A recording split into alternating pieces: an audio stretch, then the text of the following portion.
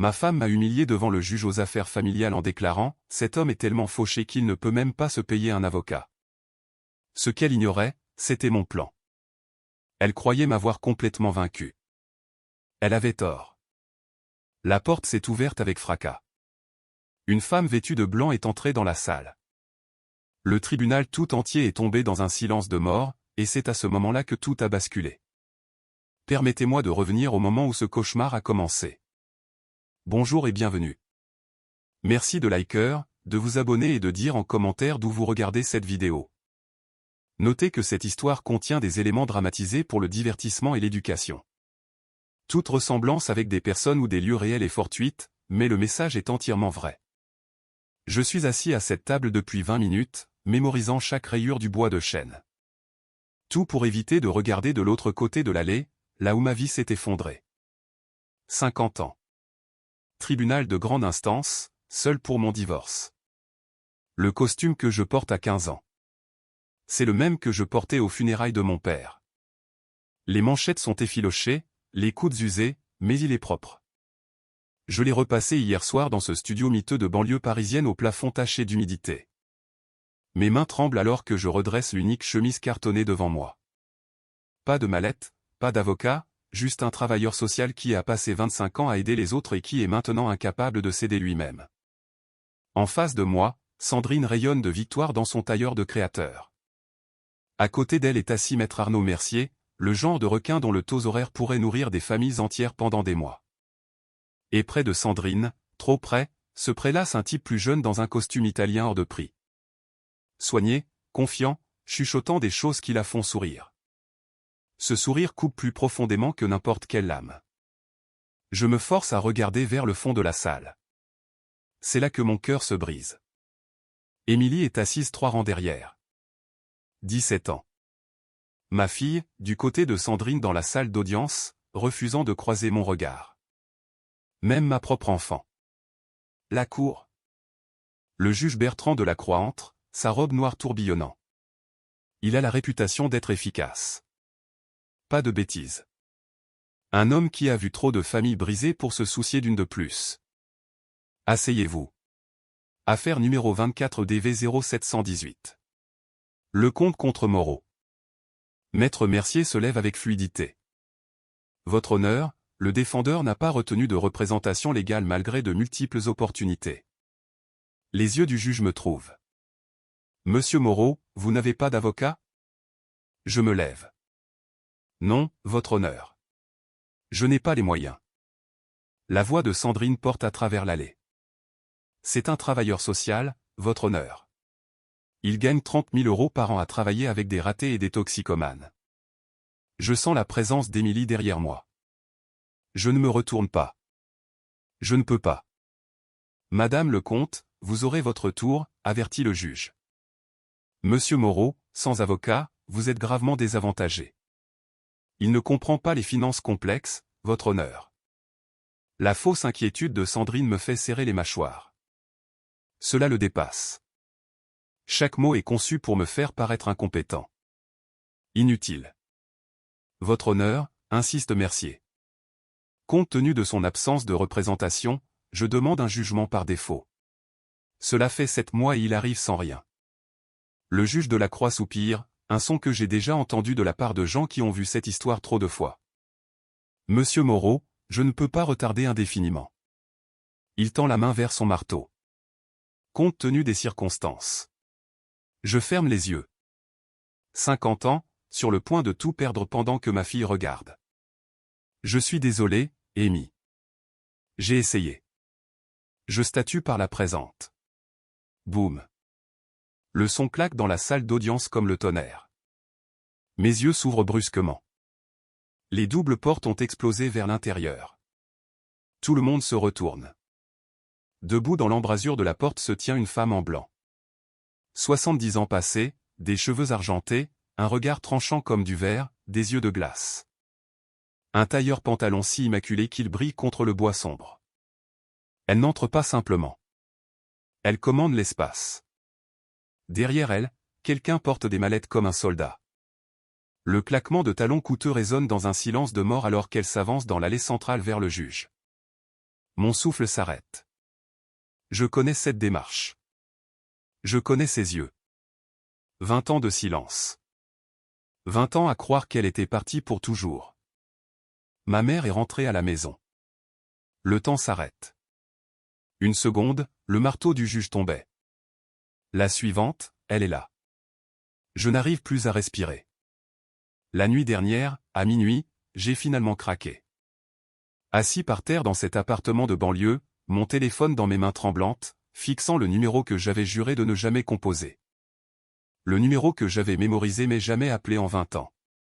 J'ai appelé. À travers mes larmes, je lui ai tout envoyé. Les captures d'écran des textos de Sandrine me traitant de pathétique. Les relevés bancaires montrant de l'argent dont j'ignorais l'existence. Les photos de la liaison que j'essayais de nier. La preuve de cette année de destruction systématique. Je ne pensais pas qu'elle viendrait, mais elle est là. Elle descend cette allée comme si elle lui appartenait. Tailleur blanc, cheveux argentés impeccables, tranchante comme du verre, ses yeux bleu glace qui terrorisaient autrefois les avocats d'affaires. Derrière elle, une jeune femme porte des dossiers avec une précision militaire. Le claquement des talons de maman est le seul son. J'essaie de me lever. Impossible. De l'autre côté de l'allée, maître Arnaud Mercier est devenu blême. C'est. Sa voix se brise. C'est impossible. Maman atteint ma table. Pendant une seconde, elle me regarde. Vraiment. Elle me regarde, et je le vois. Le regret. L'amour que 20 ans n'ont pas pu tuer. Sa main touche mon épaule. Légère mais ferme. J'aurais dû venir plus tôt, dit-elle doucement. Puis elle se tourne vers le juge de la Croix. Votre honneur, je m'excuse pour le retard. Sa voix remplit la salle d'audience. Je me constitue avocate pour la défense. Elle tend une carte à l'huissier. Rosemary de la Tour, associée principale du cabinet de la Tour et associée, Paris. Le juge de la Croix se penche en avant. La reconnaissance l'illumine. Maître de la Tour? La Rosemary de la Tour? Du barreau de Paris et de la Cour de cassation? Elle-même, votre honneur. Des murmures explosent. Sandrine se penche vers Arnaud. C'est qui bordel? Maman se retourne vers moi, sa main toujours sur mon épaule. Je suis aussi sa mère. Maman? Cela sort à peine. Derrière moi, la voix d'Émilie se brise. Papa a une mère? Je ne lui avais jamais dit. Comment pouvais-je expliquer que ma mère était une légende du droit qui m'avait renié pour avoir choisi le travail social? Sandrine bondit. Sa mère est vivante? Une avocate célèbre? Son assurance se fissure. Il m'a dit qu'elle était morte. J'ai dit disparu. Je gère. Vous assumez la défense, maître de la Tour? Le juge s'éclaircit la voix. Vous êtes inscrite au barreau ici? Je suis habilité à plaider sur tout le territoire national, votre honneur. J'ai déposé mes conclusions ce matin à 7 heures. Il trouve la motion. Accordé, procédé. La main de maman se resserre sur mon épaule. Le seul signe qu'elle ressent quelque chose. Puis elle s'avance. Votre honneur, je veux être clair. Sa voix devient conversationnelle. Je ne suis pas ici pour négocier. Je ne suis pas ici pour faire des compromis. Elle regarde directement Sandrine et Arnaud. Je suis ici pour tout prendre. Ce sourire traverse son visage. Un prédateur trouvant sa proie. Elle ouvre brusquement sa mallette, sort d'épais dossiers qui frappent la table comme un marteau. Le bruit sourd résonne autour de nous. La salle retient son souffle. Et moi, j'ai 50 ans et ma mère vient de revenir dans ma vie comme un ange vengeur. Elle est venue chercher tout ce qu'ils ont. Maman ne perd pas de temps. Elle étale les documents sur notre table comme un général planifiant une guerre. Relevés bancaires, virements, dépôt de statut d'entreprise. Chaque page codée par couleur, chaque chiffre surligné. Elle a bâti un dossier entier pendant que j'étais assis dans cet appartement miteux, pensant que j'étais seul. Votre honneur. Sa voix coupe comme un scalpel. Madame le comte a déposé une déclaration sur l'honneur affirmant un patrimoine net de 10 millions d'euros. Pause. Elle laisse l'info pénétrer. C'est un mensonge. Sandrine se raidit. Arnaud chuchote quelque chose de vif. Elle secoue la tête. Maman fait glisser les papiers vers l'huissier. Mes experts comptables judiciaires ont tracé 32 millions d'euros sur des comptes offshore.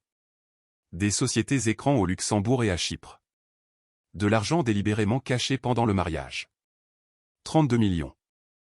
Je n'arrive pas à respirer. Je suis assis là dans un costume vieux de 15 ans, et elle a 32 millions cachés à l'étranger. Ce sont des investissements commerciaux, monte la voix de Sandrine. Des biens matrimoniaux. Maman ne la regarde pas. Délibérément dissimulée. Fraude caractérisée, votre honneur. Elle n'a pas fini. De plus, 3 millions en crypto-monnaie. Portefeuille de stockage à froid. Un autre document. Coffre-fort à la BNP. Madame le comte y a accédé 6 fois cette année. 35 millions au total. Nous sommes mariés depuis 7 ans. Elle m'a fait sentir comme un raté parce que je gagnais le SMIC tout en cachant 35 millions. Le juge de la Croix se penche, la colère montant. Madame le comte, vous avez signé cette déclaration sous serment. Vous avez oublié 35 millions. Mon comptable s'en occupe, craque Sandrine, glaciale. Votre comptable sera assigné à comparaître. Le ton de maman pourrait geler le feu. Ces transactions portent votre signature numérique, chaque virement, chaque achat de crypto, votre nom. Arnaud retrouve sa voix. Votre honneur, nous avons besoin de temps pour examiner ces pièces. 7 mois depuis le dépôt du dossier, le coupe maman. Le temps est écoulé. Je regarde comme si cela arrivait à quelqu'un d'autre. Cette femme détruisant Sandrine avec une précision chirurgicale est ma mère. La même femme qui m'avait dit que le travail social était un gâchis de ma vie. Et elle est en train de gagner. Le contrat de mariage, continue maman, presque décontracté, est nul et non avenu. La non-divulgation d'actifs constitue un dol. Sandrine attrape le bras d'Arnaud. Il transpire maintenant. Des taches sombres sous son costume coûteux. Le juge de la Croix feuillette les preuves page après page. Maître de la Tour, si ces allégations sont prouvées. Elles sont prouvées, votre honneur. Maman tape sur les documents.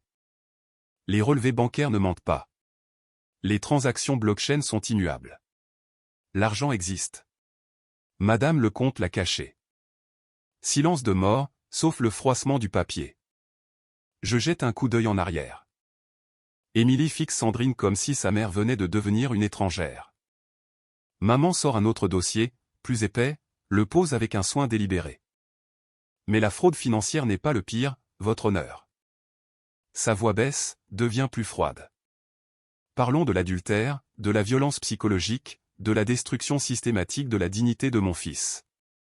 Elle ouvre le dossier. Des photos glissent. Des textos. Des relevés de cartes de crédit. Je vois Sandrine et ce type plus jeune dans une villa de bord de mer. Son bras autour d'elle. Date, il y a 8 mois. Mon estomac se retourne. Madame le comte entretient une relation extra-conjugale depuis 18 mois. La voix de maman est clinique maintenant. Elle a dépensé plus de 500 000 euros de fonds matrimoniaux pour son petit ami. Cadeaux, voyages, immobilier. 500 000 sur lui pendant que je découpais des coupons pour l'épicerie. Plus de preuves, des photos, des reçus, un acte de propriété pour une maison à Saint-Tropez que je n'ai jamais vue. Des messages que je peux lire d'ici, même à l'envers. Une fois que j'aurai divorcé du travailleur social, nous aurons tout. Sandrine s'effondre. Arnaud a l'air prêt à courir. Et moi, quelque part au-delà du choc, au-delà de la trahison qui devrait faire plus mal qu'elle ne le fait, je ressens quelque chose que je n'ai pas ressenti depuis des mois. L'espoir. Maman me jette un coup d'œil juste une seconde.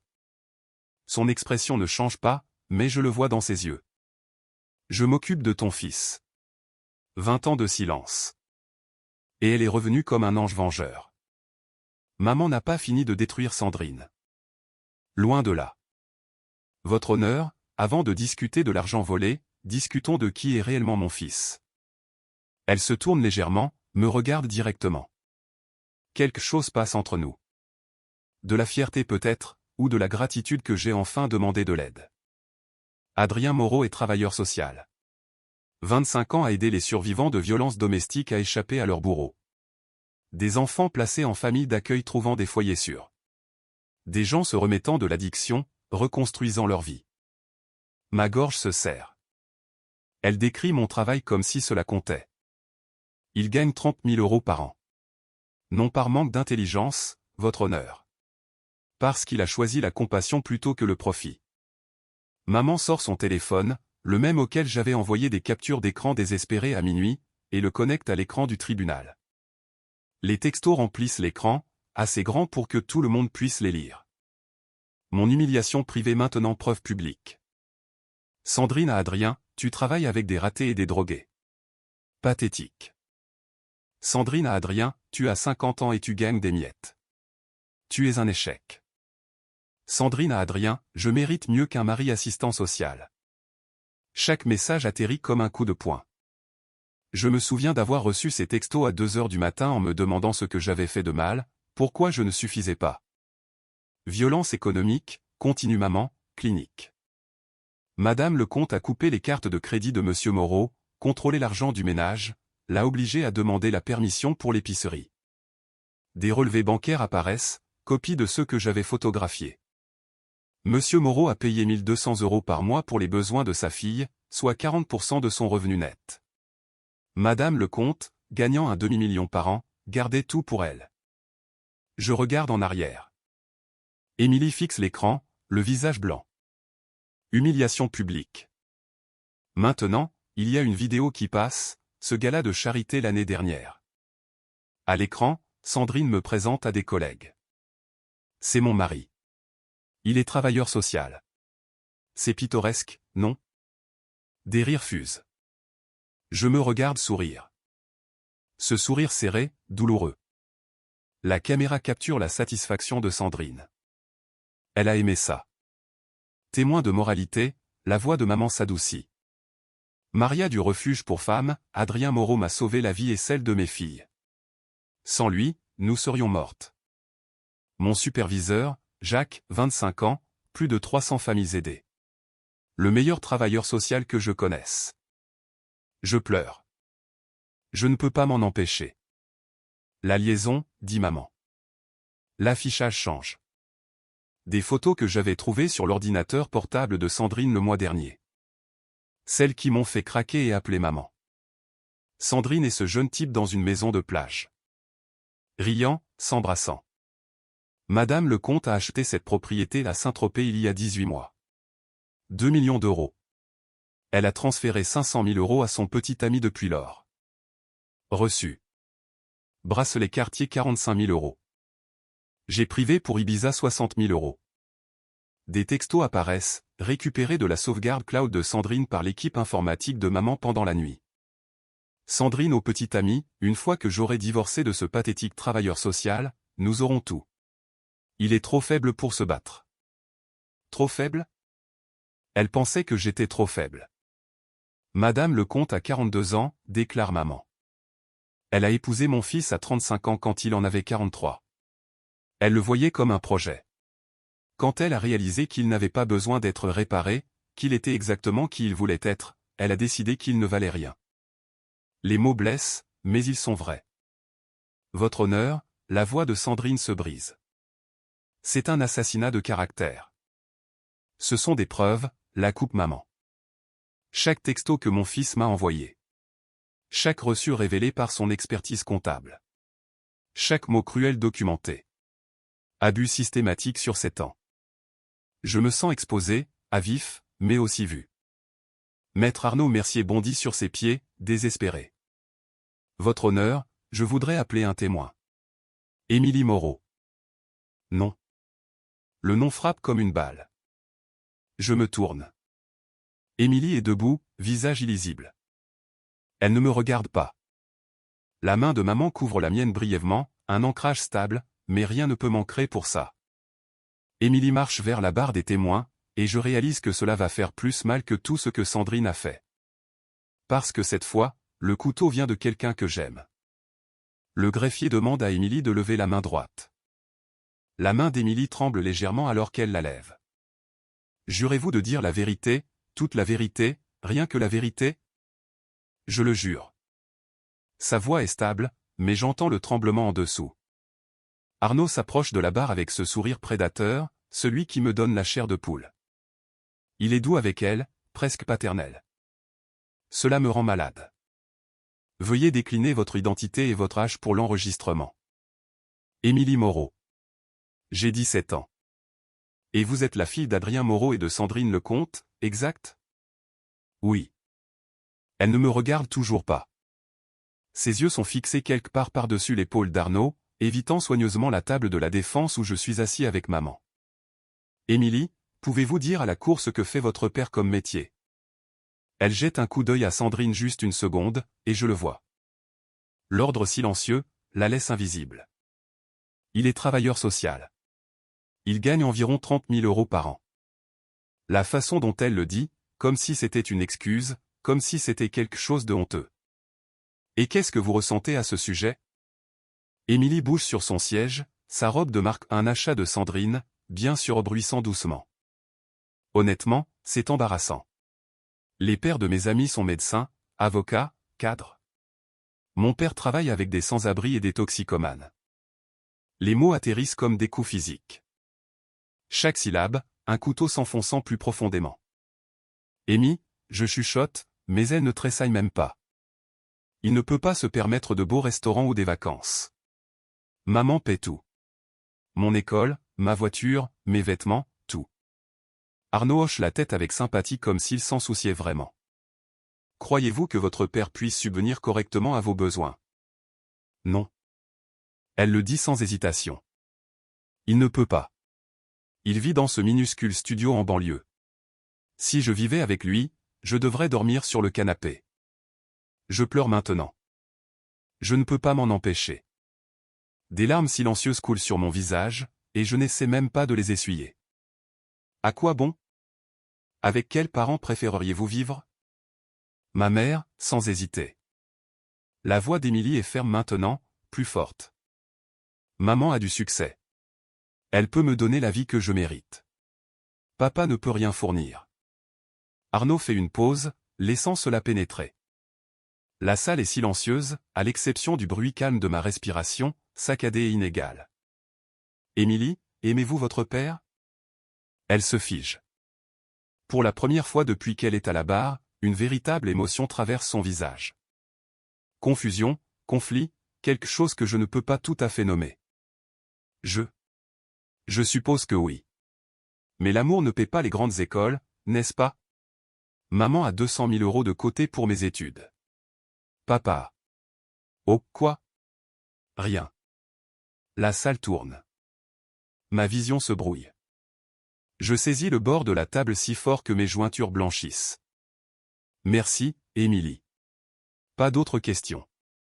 Arnaud retourne à son siège, satisfait. Mission accomplie. Le sourire de Sandrine est radieux.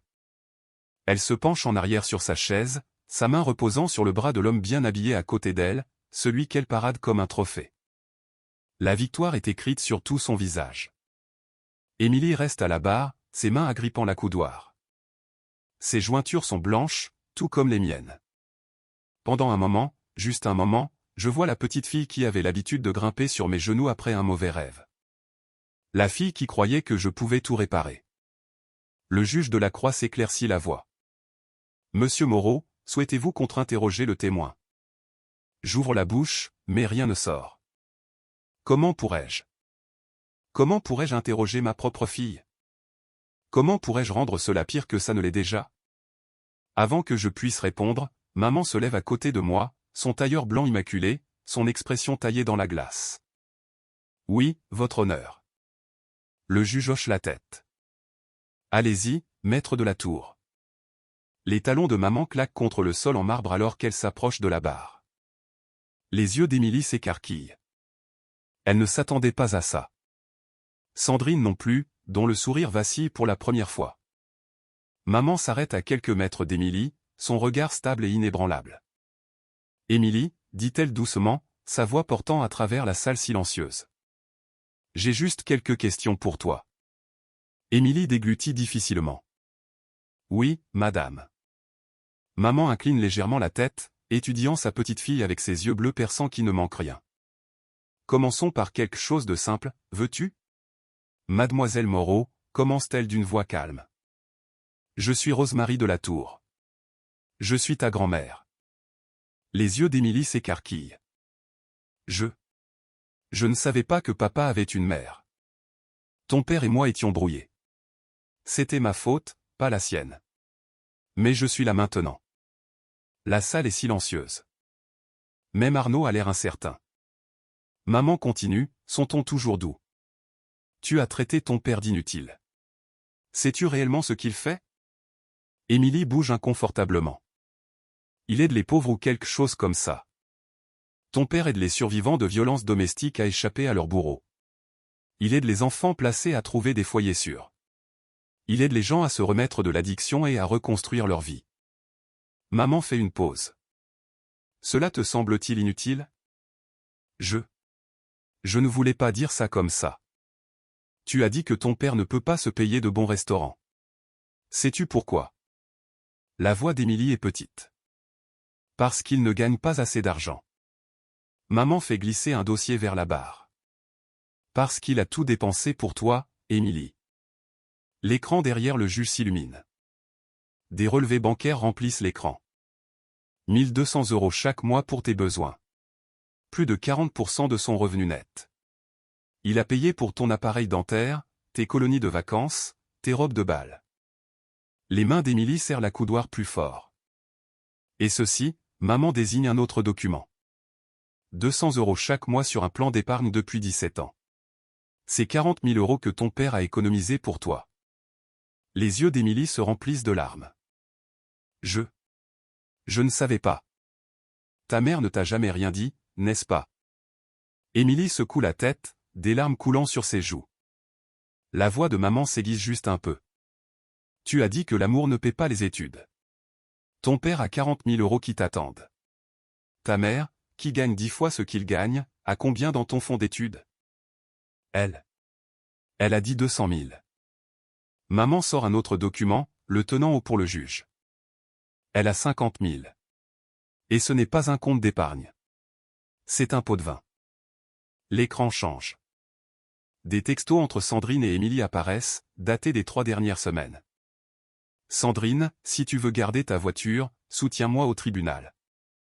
Sandrine, papa gagne égale plus d'école privée. Sandrine, je te coupe les vivres si tu prends son parti. Sandrine, dis au juge qu'il est inutile. Je te donnerai 50 cas après qu'on ait gagné. Le juge de la Croix se penche en avant, son expression orageuse. Est-ce exact, mademoiselle Moreau? Émilie sanglote, ses épaules tremblant. Oui. Maman a dit que si je ne disais pas que papa était inutile, elle prendrait ma voiture, annulerait mes cartes, me retirerait du lycée privé. Ce n'est pas ce que... Sandrine bondit sur ses pieds. Asseyez-vous, madame le comte. La voix du juge résonne dans la salle. Sandrine retombe sur sa chaise, le visage blanc de fureur. Maman se retourne vers Émilie, sa voix plus douce maintenant. Émilie, penses-tu vraiment que ton père est inutile? Non. La voix d'Émilie se brise complètement. J'avais juste tellement peur. Maman m'a fait répéter ce qu'il fallait dire encore et encore. Une dernière question. Maman s'approche. Regarde ton père. Émilie se tourne lentement vers moi. Nos yeux se rencontrent à travers la salle. Je pleure. Je ne peux pas m'en empêcher. Mon cœur est brisé, en sang, mais je ne détourne pas le regard. Je ne la laisse rien voir d'autre que de l'amour. Pas de colère, pas de blâme, juste de l'amour, du pardon et de la douleur. Ressemble-t-il à un homme qui te déteste? Demande doucement maman. Ou ressemble-t-il à un homme dont tu viens de briser le cœur? Le visage d'Émilie s'effondre. Papa, tu m'aimes encore? Ses lèvres tremblent. Elle ouvre la bouche pour parler. Votre honneur. Arnaud saute sur ses pieds, désespéré. J'aimerais réinterroger. Juge de la Croix. Soyez bref, maître Mercier. Arnaud jette un coup d'œil à Émilie, toujours tremblante de larmes, puis à la galerie où des douzaines de visages renvoient sympathie et dégoût. Pas pour Émilie, pour Sandrine. Il change de tactique. En fait, votre honneur, j'aimerais appeler un autre témoin, Julien Faure, à la barre. Émilie descend de la barre en titubant, retournant dans la galerie. Sandrine lui attrape le bras au passage, un avertissement serré. Un homme se lève à côté de Sandrine, ajustant son costume coûteux. Il est plus jeune que moi d'au moins 15 ans, beau d'une manière soignée et calculée. Il marche vers la barre avec une confiance facile. Maman retourne à son siège à côté de moi, son expression illisible. « C'est qui ?» je chuchote. « Le petit ami de ta femme », murmure-t-elle. « Regarde bien. » Le greffier lui demande de lever la main. L'homme lève la main sans hésitation, son expression confiante. « Je le jure. » Arnaud s'approche avec un sourire encourageant. « Veuillez décliner votre nom et votre profession pour l'enregistrement. » Julien Faure. Je suis PDG de Faure Capital Venture, une société d'investissement technologique. Et comment connaissez-vous Madame Lecomte? Nous sommes des amis proches depuis environ 18 mois. Avez-vous rencontré Monsieur Moreau? Une fois brièvement, il semblait instable, prompt à la colère. J'ai eu peur pour la sécurité de Sandrine. Je serre le bord de la table. C'est un mensonge. Nous ne nous sommes jamais rencontrés. Selon votre opinion professionnelle, Madame Lecomte semble-t-elle responsable? Absolument. Elle est brillante, une vraie leader. Pas d'autres questions. Julien se penche en arrière, satisfait. Sandrine lui sourit. Maman se lève lentement, ses mouvements délibérés. J'ai quelques questions, Monsieur Faure. Bien sûr. Vous avez déclaré être PDG de Faure Capital Venture. C'est exact. Maman incline la tête. Intéressant. Le greffe du tribunal de commerce n'a aucune trace de Faure Capital Venture enregistrée en France. Pouvez-vous expliquer cela? Julien bouge. C'est enregistré offshore, incorporé au Delaware. Le Delaware n'a aucune trace non plus. Le fisc non plus. La sueur apparaît sur son front. Nos avocats s'en occupent. Vous avez mentionné un MBA de Stanford dans des conversations avec Madame Lecomte, n'est-ce pas? Je n'ai jamais dit. Maman fait glisser un document au juge. Des textos entre vous et Madame Lecomte. Vous avez prétendu avoir un MBA de Stanford promo 2018. Elle fait une pause. Stanford n'a aucune trace de vous, Monsieur Faure. Un mandat fédéral apparaît à l'écran. Mais le FBI en a une. Est-ce vous, Monsieur Weber? Le visage de Julien se vide de sa couleur. Votre vrai nom est Mark Weber, 30 ans, recherché pour escroquerie. L'écran se remplit de rapports de police. Californie 2019, a escroqué une héritière immobilière de 300 000 $. Nevada 2021, a soutiré 450 000 $. France 2023 à aujourd'hui, en train d'extraire de l'argent de Madame Lecomte. Maman se tourne vers Sandrine, dont l'expression est passée du triomphe à l'horreur. Madame Lecomte vous a donné 500 000 € sur 18 mois. Vous êtes un escroc professionnel qui cible les femmes riches. C'est dingue. Marc se lève à moitié. Je suis un homme d'affaires légitime. Les empreintes digitales ne mentent pas, Monsieur Weber. Interpol a confirmé la correspondance ce matin. Les portes de la salle s'ouvrent. 2 agents de police descendent l'allée.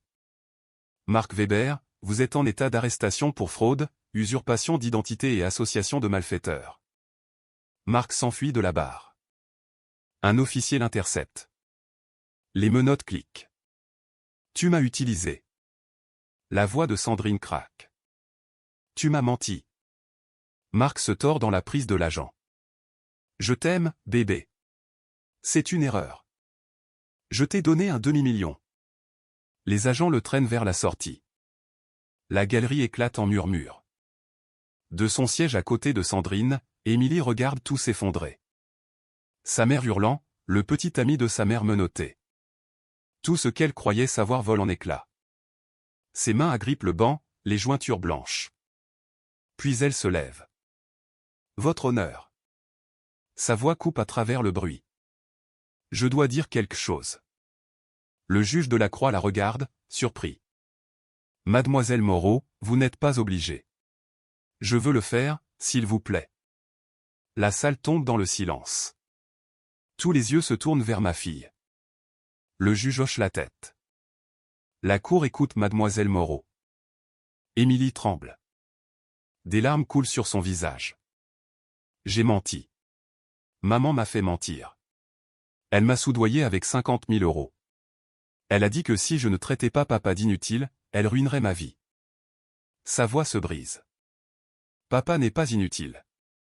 C'est la personne la plus bienveillante que je connaisse. Je suis désolé, papa. Je suis tellement désolé. Elle pousse le passage, trébuche dans l'allée et court vers moi. Je me lève juste au moment où elle m'atteint, la rattrapant alors qu'elle s'effondre dans mes bras. Chut.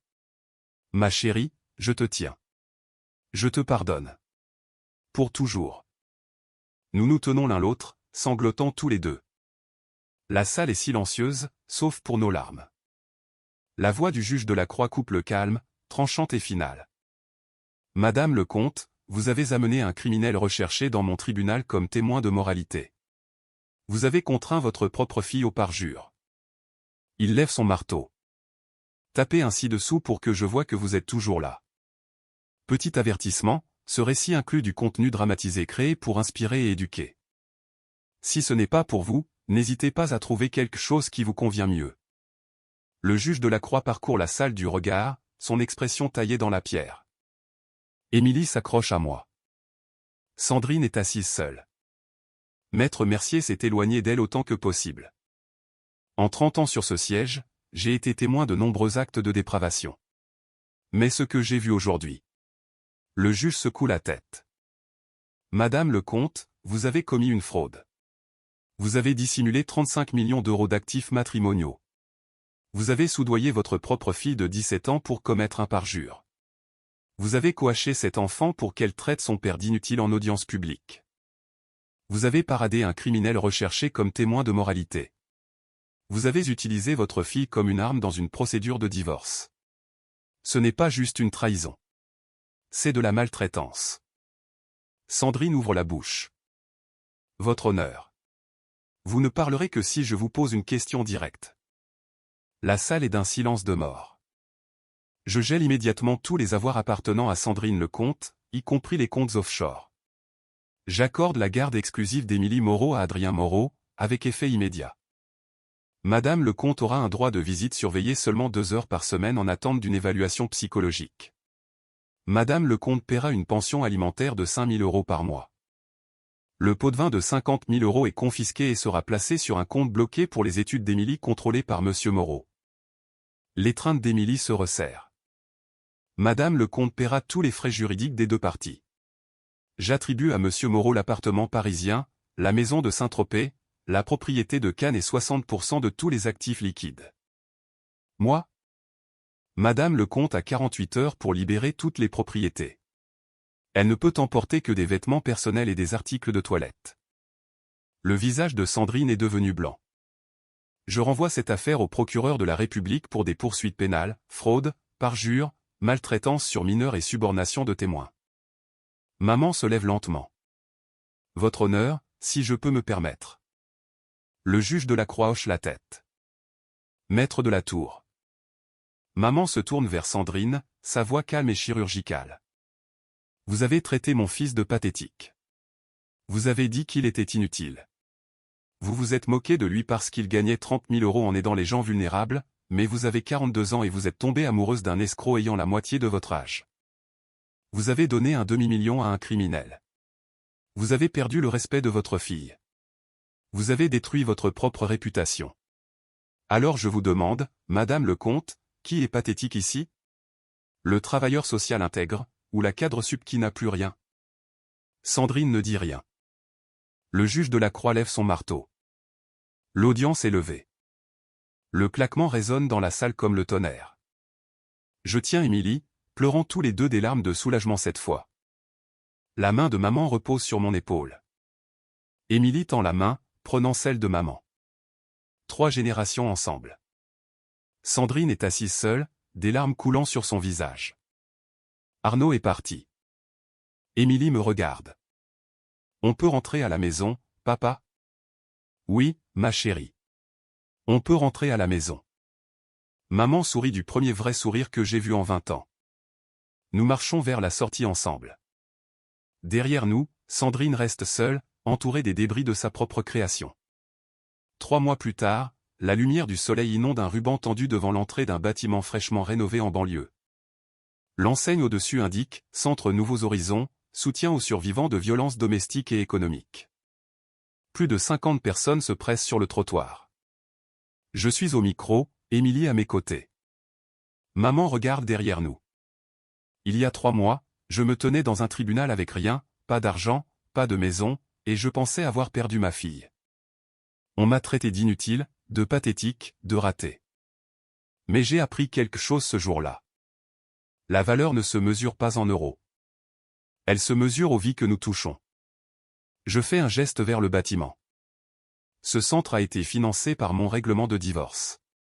Ce n'est pas seulement ma victoire. C'est une victoire pour tous ceux à qui l'on a dit qu'ils n'étaient pas assez bien. La foule applaudit. Émilie prend le micro. Il y a 3 mois, j'ai traité mon père d'inutile. J'ai dit que l'amour ne pouvait pas payer les études. J'avais tort. Tellement tort. Papa m'a montré à quoi ressemble la vraie richesse. C'est la mère célibataire qui l'a aidé à échapper à son bourreau. C'est l'adolescent qui l'a fait entrer en cure de désintox et qui est sobre depuis 2 ans maintenant. C'est l'enfant placé pour qui il s'est battu et qui vient d'avoir son bac. Je travaille ici à temps partiel maintenant. Et je postule dans des écoles de travail social parce que mon père n'est pas inutile. C'est mon héros. Elle jette ses bras autour de moi. Nous pleurons tous les deux. La foule éclate en acclamations. Une femme s'avance. Monsieur Moreau m'a sauvé la vie quand mon ex me traquait. Monsieur Moreau m'a trouvé un abri d'urgence. Il m'a cru quand personne d'autre ne le faisait. Un homme lève la main. J'étais SDF, accro, prêt à mourir. Monsieur Moreau m'a fait entrer en traitement. M'a aidé à trouver du travail. Je suis sobre depuis 6 mois. Maman s'approche du micro. Je suis Rosemary de la Tour, la mère d'Adrien. J'ai été stupide de rester loin de mon fils si longtemps. J'ai plaidé devant la Cour de cassation. J'ai gagné des milliards pour des clients. Mais le travail de mon fils, il compte plus que tout ce que j'ai jamais fait. Elle fait une pause. Je prends une semi-retraite. Je ferai du bénévolat juridique pro bono pour Nouveaux Horizons et je fais don d'1 million d'euros à la fondation du centre. La foule explose. Maman et moi nous embrassons vraiment pour la première fois en 20 ans. 3 générations se tiennent ensemble. Rosemary dans ses 70 ans. Moi à 50 ans, Émilie à 18 ans. Nous coupons le ruban. Les portes s'ouvrent. Les gens affluent à l'intérieur. Plus tard, j'aide une nouvelle cliente, une jeune femme avec un œil au beurre noir, terrifiée et tremblante. Vous êtes en sécurité maintenant, lui dis-je doucement. Nous allons vous aider. Vous n'êtes pas seul. Émilie regarde, apprenant. Maman est dans une salle de conférence avec une autre survivante, rédigeant des documents juridiques. Ils m'ont traité d'inutile. On dit que je gâchais ma vie à aider les gens pour 30 000 euros par an. Mais je suis l'homme le plus riche que je connaisse. J'ai retrouvé ma fille. J'ai retrouvé ma mère. Et j'ai un but. La compassion n'est pas une faiblesse. Le silence n'est pas une reddition. Et l'intégrité. L'intégrité gagne toujours. Avec le recul, j'ai réalisé que Dieu avait un plan même quand je ne pouvais pas le voir. Quand je me tenais dans ce tribunal avec rien, quand ma fille m'a traité d'inutile, je pensais avoir tout perdu. Mais Dieu me préparait pour quelque chose de plus grand. Voici ce que j'ai appris. Ne laissez personne mesurer votre valeur par votre compte en banque. Ne laissez pas la honte vous réduire au silence quand vous faites du bon travail. Ne laissez jamais l'argent corrompre ce qui compte le plus, votre intégrité et votre famille. J'ai passé 25 ans à aider les gens pour un salaire modeste. Les gens se moquaient de moi, mais ces histoires de grand-père que j'entendais en grandissant m'ont appris quelque chose. La réelle richesse ne se compte pas en euros. Elle se compte en vies changées. Mon grand-père avait l'habitude de dire, « Fils, Dieu ne nous juge pas sur notre portefeuille d'actions. Il nous juge sur notre compassion. Si vous êtes rabaissé, contrôlé ou manipulé, sachez ceci, vous n'êtes pas seul. » La compassion n'est pas une faiblesse. Ces vieilles histoires sur le fait de rester ferme dans ses valeurs, elles sont vraies. Dieu vous voit. Votre valeur n'est pas définie par ce que quelqu'un d'autre dit. À quiconque fait face à de la violence économique ou à l'impression de ne pas être assez, tendez la main. Il y a des gens qui vous croiront. Il y a des ressources bâties sur ces mêmes valeurs qui nous ont appris que la gentillesse gagne. Merci d'être resté avec moi. Si cela a résonné en vous, commentez le ci-dessous pour que je sache que vous êtes toujours là. Partagez ceci avec quelqu'un qui a besoin d'entendre qu'il compte. Abonnez-vous pour plus d'histoires sur la résilience et la foi. Petite note, cette histoire contient des éléments dramatisés créés pour inspirer et éduquer. Si ce n'est pas pour vous, trouvez ce qui vous parle le plus.